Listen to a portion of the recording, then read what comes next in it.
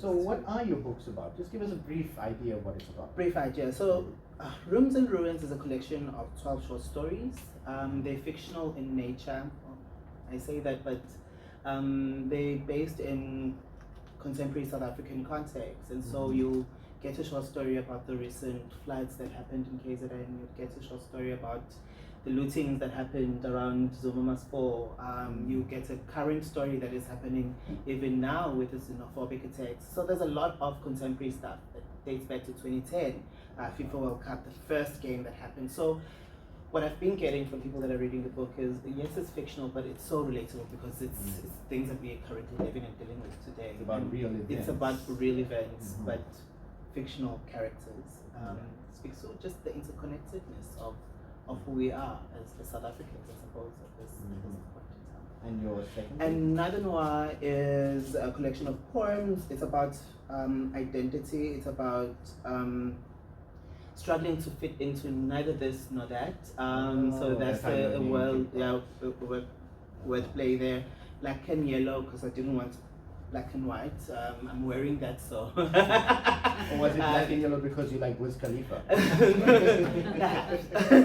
So, but there's another reason behind it. There's a dating app which troubles me as an older person. There's a dating app, it's Black and Yellow app. Those that know the app know it, and people meet there, faceless men meet there, and things happen, right? But of course, we live in societies that are not really accepting some of these identities.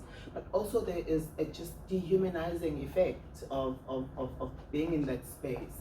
And so I thought about how I suppose as a scholar, as a researcher, as a psychologist, but also as just a human being, struggling to find a space to sit in neatly within these identities that seem to contest each other. My African identity is sometimes contested, my humanity is sometimes contested in other spaces because I'm queer, so not even animals do that. Our presidents would say such. So it's about really the struggle of that and coming into being and accepting that some of the monsters that you thought were monsters were actually trying to protect you. So it chronicles that mostly.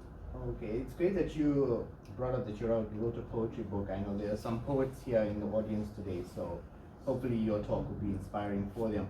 Ashti, you on the other hand, you've written a fiction book, if I'm correct. Can you just give us an idea of what that is about? Well, it's about a girl growing up during the 1950s and 1960s in a small town in what was the Transvaal at the time. So it's basically this girl and her it's a coming of age story in a way, and the challenges that she faced while growing up. Right. So it's the challenges that you face in an apartheid South Africa, and then the challenges of having conservative Indian parents that want you to just get married rather than pursue tertiary education